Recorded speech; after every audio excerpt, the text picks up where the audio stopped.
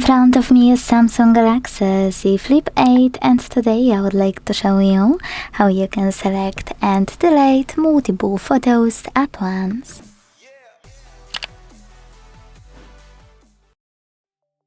Begin by opening Gallery app and selecting Pictures or Albums. Let's start with Pictures. When you hold one of your photos, you will see all of those dots appear at the top left corners.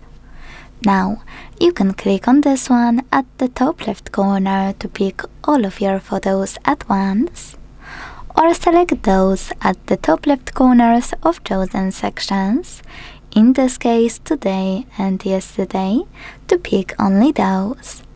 Now, slide your finger across all of your photos you wanna keep. And to get rid of the rest, use the delete button at the bottom and confirm your choice in the pop-up. Thanks so much for watching. If you enjoyed this video, leave a like, comment and subscribe. Bye!